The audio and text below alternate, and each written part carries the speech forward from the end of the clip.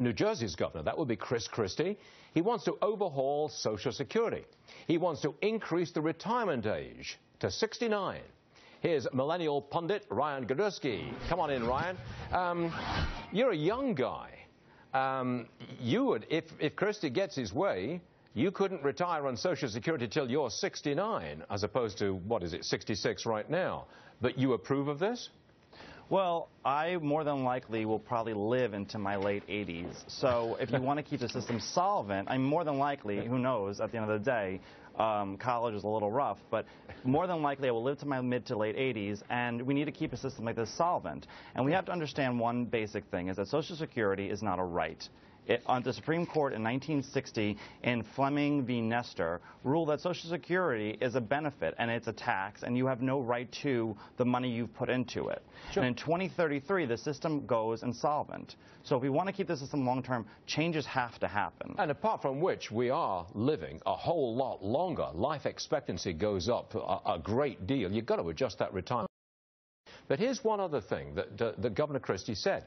He wants to cut benefits for those who make $80,000 a year in retirement, and he wants to eliminate benefits entirely if you're in retirement and you make $200,000 a year.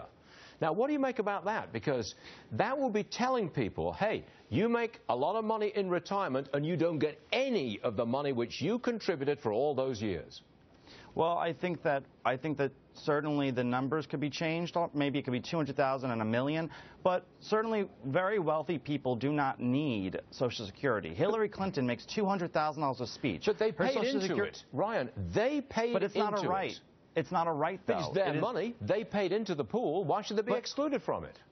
But it's not a right. You don't have a right to that money. In the 1960 Supreme Court case, you have no right to that money. It goes into the federal government. Well, that's a legal, technical point. What about the moral point? If I pay into something for 40 years, and for most of those 40 years I'm told I'm going to get the money at the end of the road, how come all of a sudden I'm not going to get the money? What's the moral position there? Well, Christie's plan does stipulate that people in retirement now or near retirement wouldn't have to fall into that category. But for young people like me, I mean, at the end of the day, let's say I make a lot of money and someone else I know does not. It is more important for me to not receive benefits than for the whole system to go belly up. Wait a second. I mean, this is a tax the rich scheme, basically. I mean, he's taking money off wealthy people and spreading it around. And he's a Republican. Already a tax scheme. He's a Republican.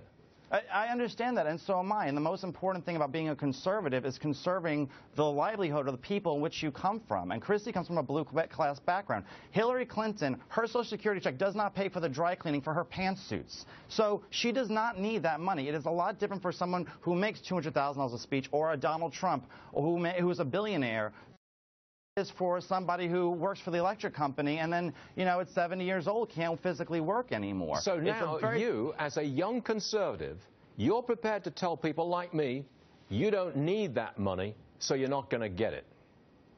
I think that we have to understand that it is a tier system. If you are a wealthy person, you don't need food stamps, but you pay into food stamps. And if you work your whole life, you pay into unemployment, but you don't collect unemployment if you never get unemployed. It is the same thing, and we have to change our relationship to Social Security. We understand it's a tax, and we will look at it differently. And then if we look at Social Security differently, we'll be able to reform better. I would love if they could privatize Social Security, but George W. Bush tried it in 2005 and lost all political capital, and it made him a lame duck president at the end of his career. We need to look at something feasible. Christie's plan is a compromise. It doesn't raise taxes, and at the same time keeps the benefits for the working poor and the middle class. All right, we hear you, Ryan. You argue a good case, and we appreciate you being with us. Ryan Gadurski, thanks for joining us. Thank you so much.